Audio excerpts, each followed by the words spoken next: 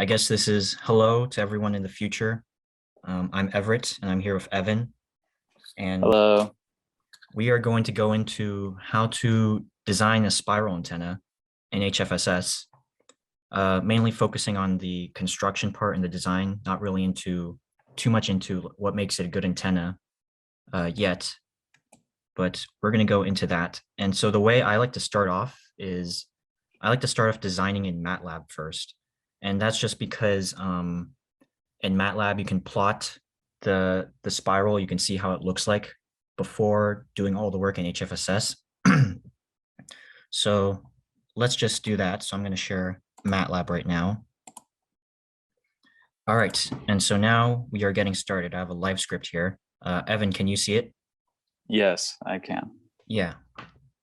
So first we're going to go into like how to plot the spiral first. So I'm just going to go into text mode here. So we're going to start with an Archimedean spiral. I'll just put Archimedean spiral here.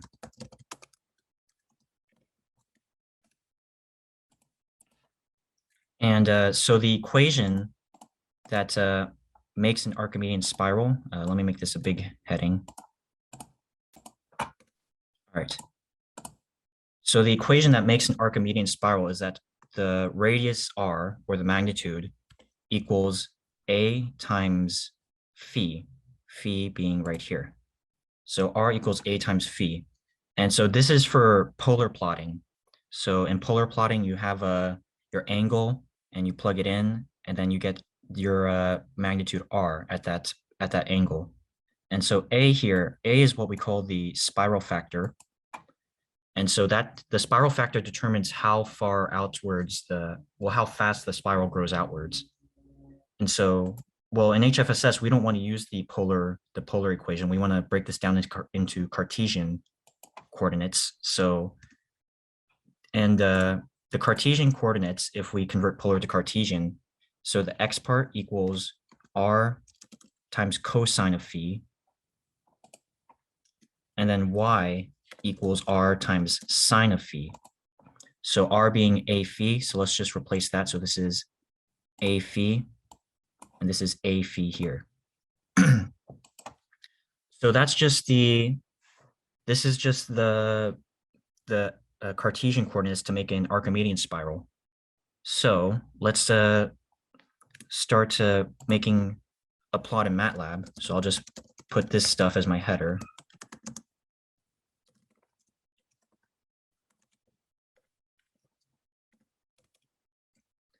All right, so first thing is we need our independent variable. So I'll just make call this T1. T1 is going to be our phi here in our equations. And I'll just make this linspace. So, well, we need to define our start and our end, because in HFSS, you don't have an array exactly, but you define the start and end point. So I'm going to make the start point TS1. This stands for T start 1. I'm going to make this 0, so 0 radians. And I'm going to make TE1, T end 1. And this is going to be 2 times pi times another variable called turns, because we want to specify how many turns our Archimedean spiral has. So let's say turns right now is just 2. We want 2 turns. All right, so our T1 array is going to be TS1, TE1, and then the number of points, I'll just call this NP for now. And let's just say number of points is 500 for now. All right, so now that we have our independent variable array, let's make our Cartesian x and y coordinates. So we have x. So x equals our spiral factor. Let's just call this A1 for now, times T1, T1 here, cosine of T1. And then y equals A1 times T1 times sine of T1. All right. So, and we also have to specify A1, our spiral factor. So again, A1, our spiral factor, is just, it determines how fast the spiral grows outwards. So let's just say a 0.1 for now. Let's see how that turns out. So this is the spiral factor. It determines how fast the spiral grows. Turns, that's pretty obvious. That's just the number of turns of the spiral. All right, so we have our X and Y coordinates. Now let's just plot them. So let's make a new figure and we'll plot X, Y. Let's just make this blue for now. So let's see how this looks like. And okay, I forgot to put this period here. This is for matrix element by element matrix multiplication. And all right, there we go. So we have our initial Archimedean spiral here. Let me make some limits on this plot here. So let's say this is just 2, and we'll go x lim, and we'll just do a square, negative n to n, y lim, negative n to n.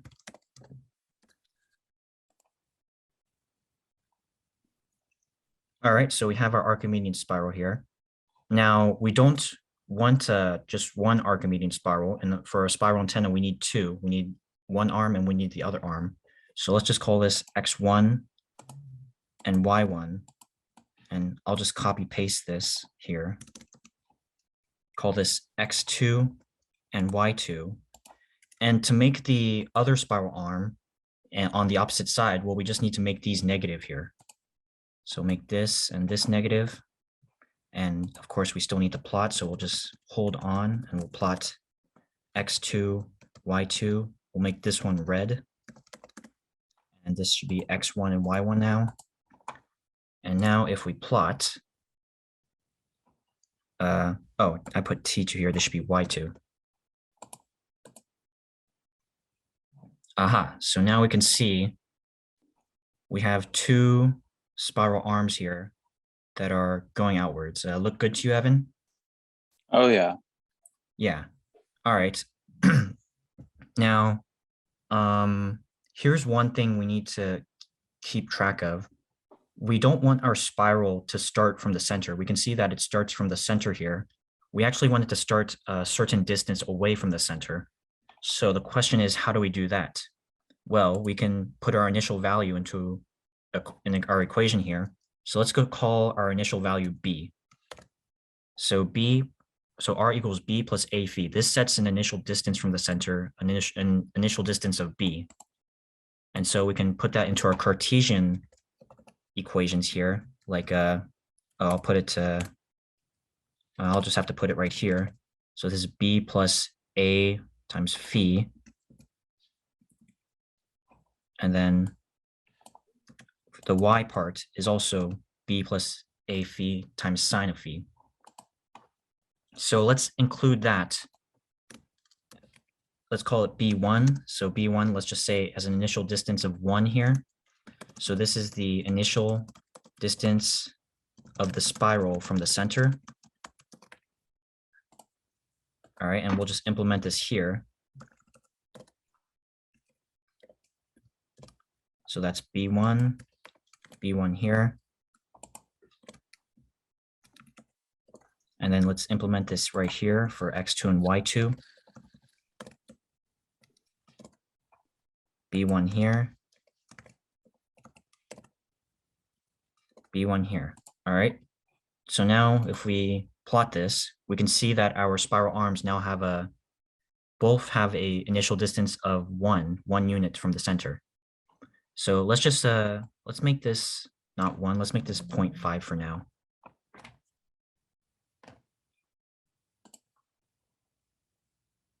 All right. So now that we have that, we also want to keep in mind that our spiral arms aren't they aren't just one line. The spiral arms are in fact 2 lines. They're 2 conductors. They have a thickness. So yeah, they have an inner edge and an outer edge. So right now, these are just the inner edges right now. So let's make the outer edges. Well, we have to make another variable. Let's call this W. and W is going to be the thickness of the spiral conductors. So let's just make this 0.2 for now. So this is the thickness of the, or not thickness, but width of the spiral arms. So again, right now we only have the inner edge of the spiral arms. So let's make the outer edges. So to do that, let me just copy paste this. Well, we can see here that this is x1 and y1 have an initial distance of b1. So if we want to make the outer edge, we just have to add w here. So now we have an initial distance of b1 plus w. So we'll do that right here. Let's call this x3 and y3. And then we'll also do that right here. We'll call this x4 and y4, and then this has an initial distance of b1 plus w here. All right, and we still need to plot those. So we'll hold on, we'll plot x3, y3. This will be blue. And then we'll hold on and we'll plot x4, y4. This will be red. And let's see how this looks like. All right, so now we can see that we have our spiral arms have a width to them. It's not just one line, it's an inner edge and an outer edge. So we have that. Now here's the thing about Archimedean spirals. They're only frequency independent when the width of the conductors is equal to the width of the spaces in between. So the question is, how do we do that? Well, we have to adjust our spiral factor here. So we can see that maybe let's try increasing our spiral factor to 0.2. And we can see that's too big. So maybe 0.15. That's a little too big. Maybe 0.3. That's about right. But we actually don't need to do this, like testing all these different spiral factors. There's actually a formula to it. So the formula is that the spiral factor has to be 2 times the width over pi. So if you make the spiral factor equal to this, then you'll get that the width of the conductors is the same as the width of the spaces in between. So let's run that and see how that looks. Yeah. So that's how we achieve that. So A1 is, for an Archimedean spiral, A1 is not really going to be something you can change. It's just something fixed like that to make your Archimedean spiral frequency independent. All right, but let's move on so let's get a bigger plot on this. So we can see that we have our spiral. Now next we want to figure out how to close our spiral, because in HFSS, if we wanted to turn our lines into a plane, we have to make sure everything is enclosed. So we can see we still have these inner parts and these outer parts here that need to be enclosed. So let's discuss these outer parts first, because this is very interesting. We can either have a taper, we can have them either taper to a point, or we can have them just use a line and to enclose them, just to enclose it like an outer bound. So Evan, is there one you prefer?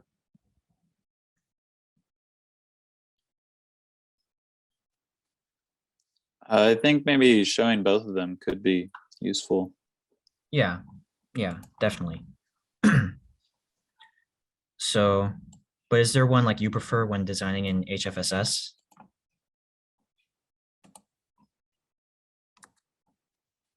I wouldn't say I necessarily lean towards one or the other, to be honest. All right. Well, we'll see how it. I think it just kind of depends on like your specific design and kind of how you're building that and stuff. Yeah. So I guess that's up to after you're done designing the antenna and simulating it to see what results give you the best. But we'll go through both of them. So I made a copy of this. I'll just put it in another section here. So first we'll just start with enclosing the spiral arms with just a line. So while we think about that, we need to know the X and Y points. Let's say if we're looking at the blue spiral arm here, we need to know the X and Y points of this point here and this point here. Well, we know what those X and Y points are. They're right here, and this is for the outer edge. So let's just copy paste this. So we'll call this X5 and Y5. And then we don't put in T1, we put in TE1 here. So TE1, TE1, TE1.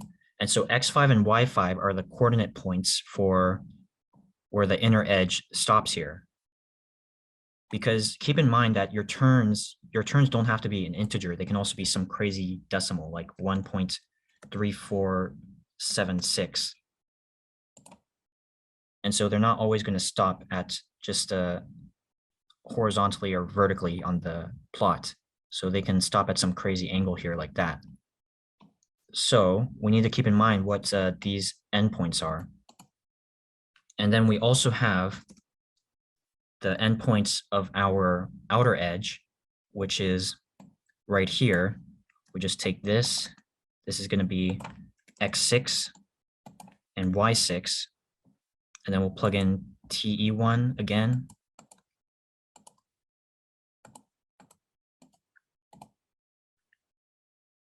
Yeah, and we can see in our workspace here that the endpoints of our inner edge is 0.9082 and negative 1.0233. And for the outer edge, it's actually, or no, okay, so for the inner edge, it's the X point is negative 0.9082 and the Y is 1.2905.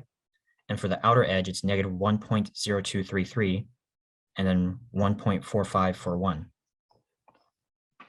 So now we need to, actually we can just plot it right now. So we can plot it like this. So this will be hold on, plot. And then we'll just put our arrays directly here. This is X5 and then X6. And then we have Y5 or Y6, so like this. And then this is blue. And then if we plot it like this, we can see we get that outer bound here.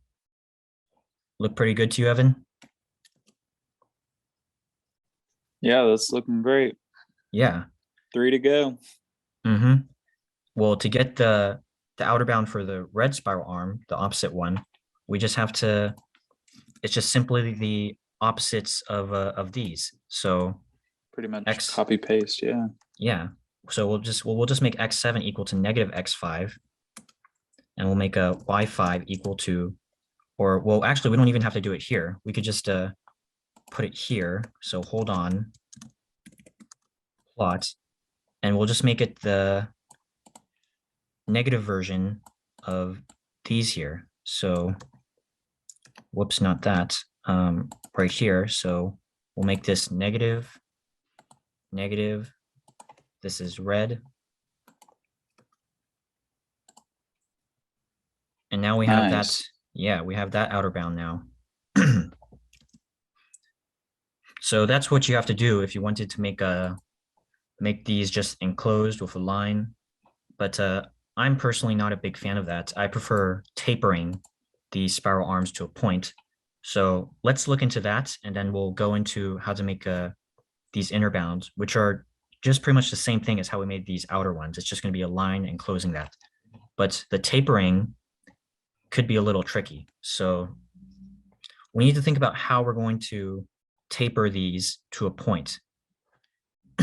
Well, what we do is we're going to extend the inner edge here because okay, so this outer edge here is a certain magnitude from the center.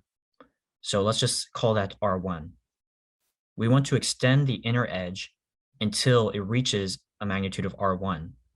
And then when we do that, we just make a piece of a circle and we connect that piece of a circle between the outer edge and the inner edge. Does that make sense to you, Evan? Yep. Yeah. So again, we're extending the inner edge until it's the same magnitude as the outer edge. And then we're just going to put a piece of a circle between both of them, and that'll enclose it into a taper. So I think it'll make much more sense too as you plot this. yeah, as we plot. So first thing we want to do is we want to figure out what the magnitude of this outer edge here as at the endpoint. Well, we have it right here. Well, actually, it's just this part here. That's the magnitude here. We don't need to worry about the cosine and sine part. Just this part is the magnitude. So we'll take this part.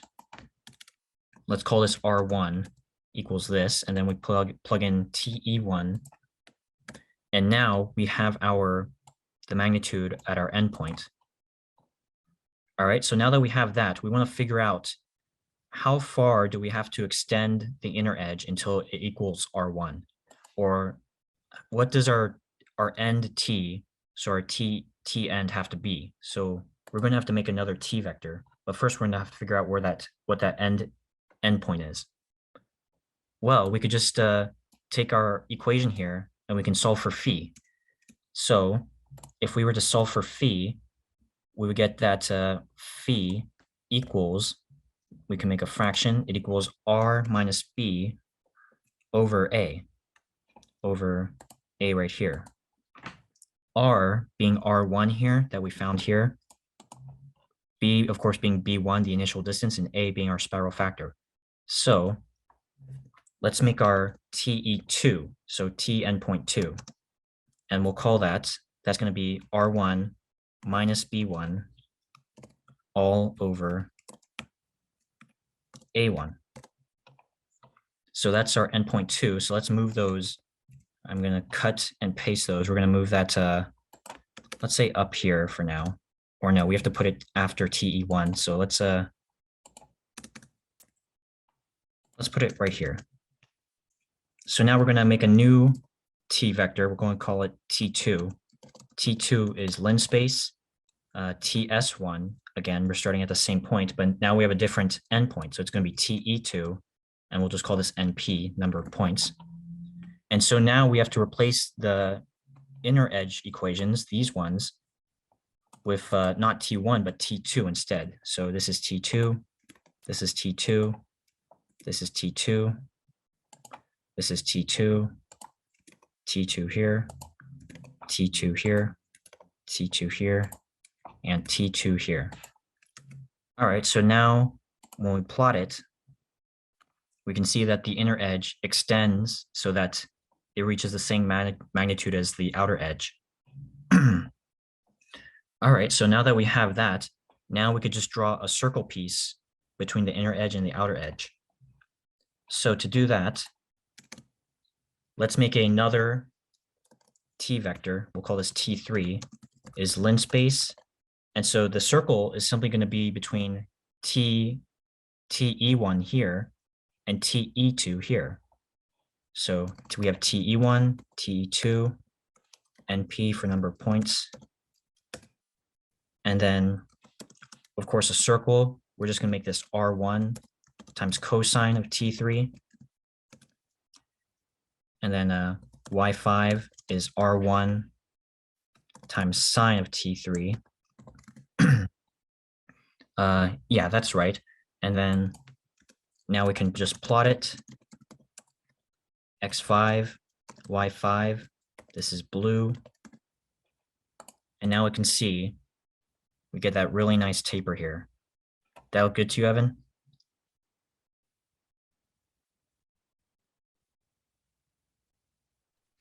Yeah, exactly.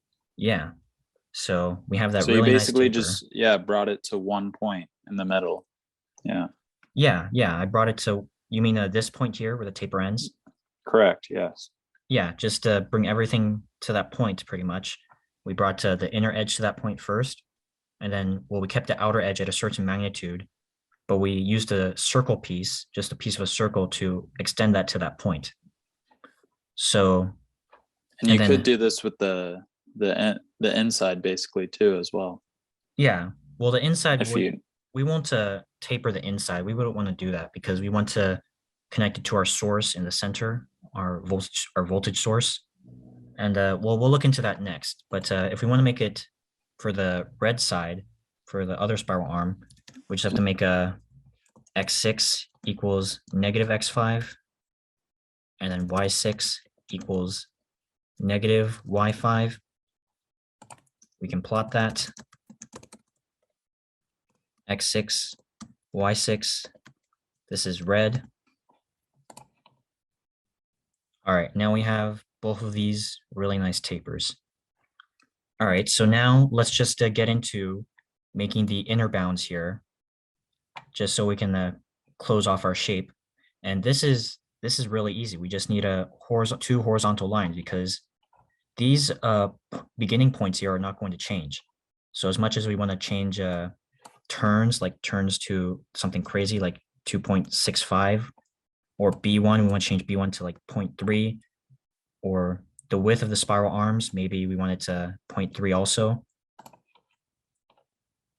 Yeah, these are still going to just remain on the horizontal axis. So if we want to plot that, well, again, we need to know the initial and the final magnitudes of these. Well, this part is just a B1, and then the outer edge starts at B1 plus W. So let's just directly plot them here. So horizontal, it's going to be B1 and then B1 plus W. And then our Y parts are just 0. And we'll make this blue. So we plot those. We get our nice inner bound. And then we could take this, we just copy paste, plot the negative version here, make this red.